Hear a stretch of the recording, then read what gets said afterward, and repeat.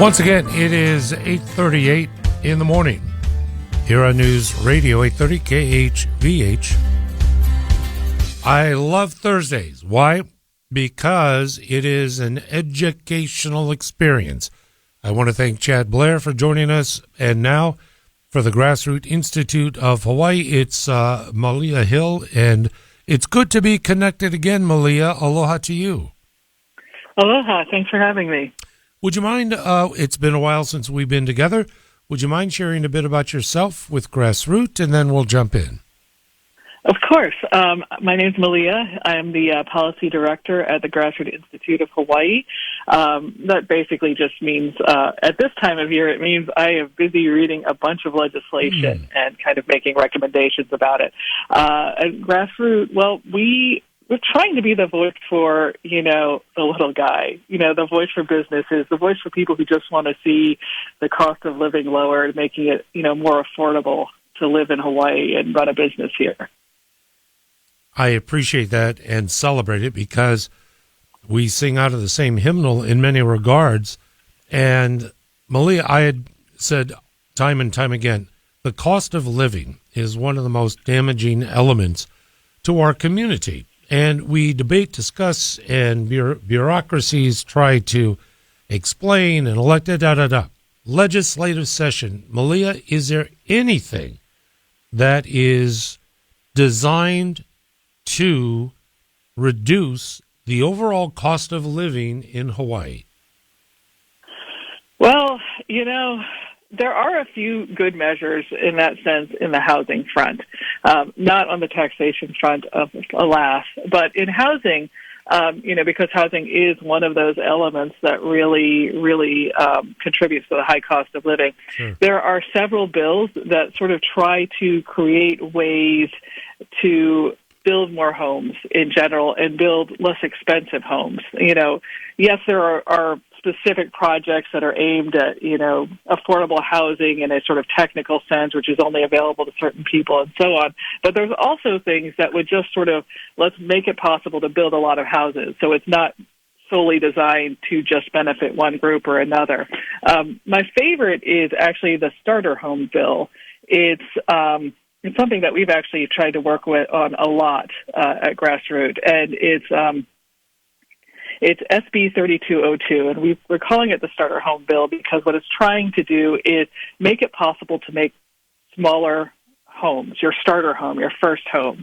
We have all these laws that mean that, if you build a house, it has to be on this size lot at least, and it has to have this much room around it, and all these rules that basically constrain what kind of house you can build, what kind of home you can build. So this bill, the Starter Home Bill, says, no, you can split lots, you can make lots smaller. You don't have to have, this much of a front yard or this much floor area, and you can build accessory dwelling units. It also does something with impact fees, which is something that adds to the cost of building a home in general, and then that cost is something that the buyer or the renter ends up paying down the road.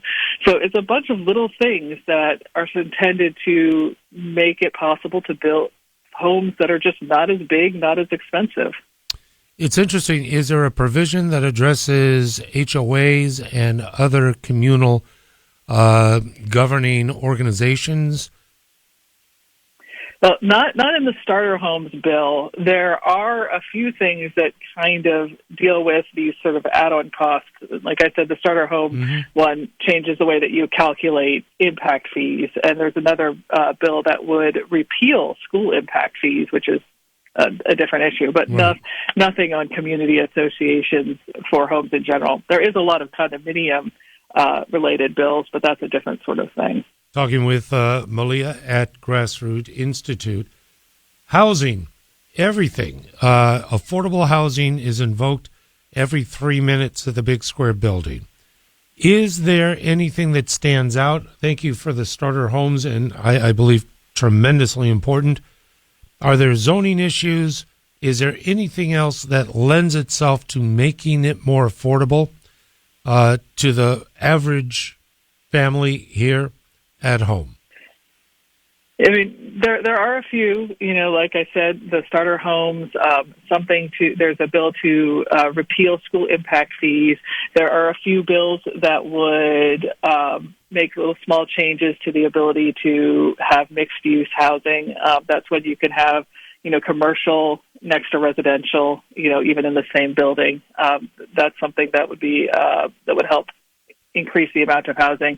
There's a bill that would make it possible to put more money in your individual housing account without paying a tax penalty on it. That's HB 2787. Yeah. Not specifically about building more housing, but it does affect people's ability to buy a house, so that's good. So, and then of course there's stuff that would raise the cost of housing.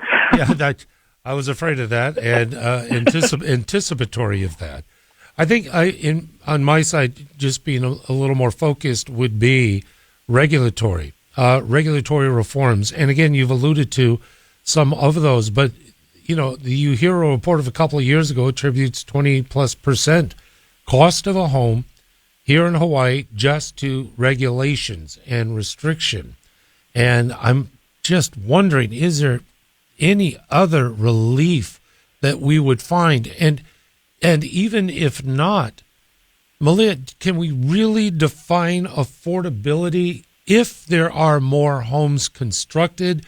I know that's a theoretical, supply and demand might enter into it, but I'm a little cautious. If you build it, yeah, they'll come, but is it going to be affordable, and what does that mean?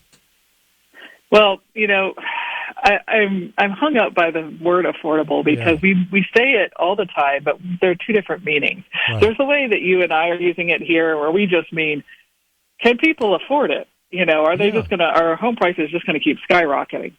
And then there's the way that they use it at the legislature, where it means very specifically housing set aside for special purchase by people who fit affordability guidelines that are set down by the counties and so on and so forth. And so that's one of the problems when you have this conversation about affordable housing between politicians and just regular folk like you and me, because we mean, will there be more houses? Can I afford a house? And they go, we're putting this bill out about affordable housing, so it's going to be specifically for houses created by the county on this specific land that can be, bought by these amount of people. And it's true. The research demonstrates that it is a supply and demand situation, that when you have more housing, more units, the price comes down. But you do need to be more flexible about what kind of units there are. That's part of it. And one of the things that we keep trying to say is that, not everyone wants a single-family home on a lot. Yes, lots of people do, but that's not what everyone's looking for. So that's why, changing some of these zoning reforms and such would make a difference. In terms of streamlining, there are some things out there. There's a bill that would basically change the way that the land use commission's voting procedures go. It would give them less time to vote on a project, and it would just go with a simple majority vote instead of the current standard. And then there is the YIGBY bill, which is Yes in God's Backyard, which would give nonprofits like religious institutions, schools, medical institutions, the ability to build units on their land by right without having to go through a bunch of hoops. So there are some efforts to streamline, like Yujiro mentions, these regulatory hurdles that people have to go through.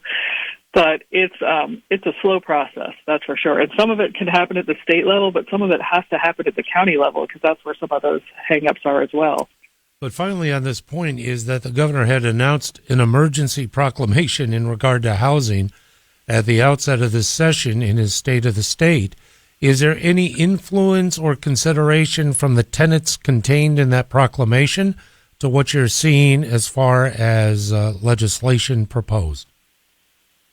Well, there is a little bit. The whole the question of how you waive things and such. It got into its own little problems. But you're seeing some attempt to deal with the rules around historic preservation, which was one of the things that jumped out from the governor's proclamation. The big one, I think, is actually the school impact fees bill, right, because the very first action that the governor's working group on housing did was waiving school impact fees for a project in downtown Honolulu. It saved the project about $200,000. And it just goes to demonstrate that maybe it's not a maybe. Even the auditor has said the school impact fee program is basically useless. So it's really just a recognition that this is an expense that's added that isn't particularly useful and hasn't been run well. And so there is a bill to repeal that. Could we transition over a bit to property tax bills? And it's unusual that we do hear about that at the legislative level, as it's the primary source of revenue for the county. Where are we in regard to property tax bills and what the state would like to do? Yeah, that's an interesting one. You ask how the price of living goes up because no one ever sets out to just, we'll have a high price of living. It's just one little thing after another, just building on each other. And that's, I think, what's going on with these bills related to property taxation. The big one is a constitutional amendment. Everyone knows it's only the counties. It's set out there by the state constitution. Right. Only the counties levy property taxes. But the state wants to be able to put a surcharge on property taxes, so they need to pass a constitutional amendment to do so.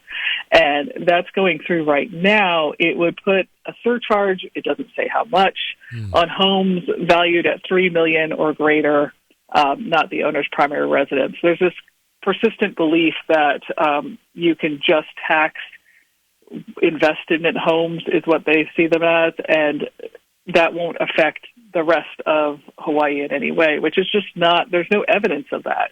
The same thing's happening with conveyance taxes, which there's two different sort of conveyance tax bills. There's one that's just a huge tax hike on conveyance of any property at more than $2 million. And then there's another one that's not quite as big, but still pretty considerable. And it kind of puts it at about, it starts its big increase at around $6 million. Wow. So, and the thing of it is that all these go under this theory that, well, this is a really expensive home, so it doesn't matter. But what it does is it affects the housing market all the way down. Right. And it affects rentals and the ability to buy homes buy large buildings to convert them to residential use. So you just keep adding on to the cost of living. I'm just flabbergasted, and we do have a few more minutes remaining with Malia of Grassroot Institute. And not just a quick aside. We came out just a couple of years ago, and even recently as last, with billion-dollar-plus budget surpluses. We had money flowing out of our fingers here in the state of Hawaii. Now we have tax upon tax upon tax proposals, taxing people more and more and more. We talk about cost of living, Malia. Why just look to the legislature and the counties? Yeah, it's surprising. The surplus went away because we spent it. I mean, it's Right. not a mystery. It got spent. Right.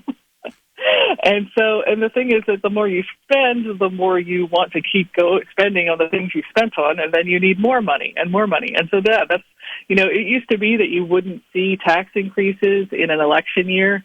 And now, we still have these. It's just that, where they're saying, well, it's only for this one group of people. But, right now it's at $3 million or $2 million, depending on the bill for the property. But let's not forget, it wasn't too long ago when everyone was going, "Oh, $1 million, that's a really expensive property," and now that's just the median value. Right. So you've really got to be careful of this assumption that, that won't affect anyone. That's just for this kind of property owner. It's amazing. We have a couple of minutes remaining with Malia, Grassroot Institute of Hawaii. Healthcare reforms. We've been hearing a great deal about healthcare reform here in Hawaii. Yeah, that's actually, so that I don't have to be doom and gloom the whole time. Right. Healthcare reform is actually a really promising area. Last year, we the governor signed legislation that would put Hawaii in the Interstate Medical Licensing Compact. That's basically a licensing agreement for doctors. It makes it really much easier for doctors to come get a Hawaii license and practice in Hawaii. This year, they're looking at the Nurse Licensure Compact, which is similar but not the same. It's even, if anything, I would say it's even more flexible. It's even broader because it allows for a nurse to have a multi-state license. So instead of having to, if you're a nurse and you're in a participating state and you want to, practice in Hawaii, you're lured over here by our, fantastic weather, awesome people, and you want to work in Hawaii, you don't need to get another license if you have a multi-state license under the compact. You could just start working in Hawaii. And so that's one of the ones that they're considering, and we're very much in support because there is a nursing shortage in Hawaii. And then the other thing they're looking at is reforming or repealing certificate of need laws, which would be a huge thing in terms of basically making it easier to build healthcare facilities in the state. I'll tell you what, Malia, it is always a great, great experience having you on board.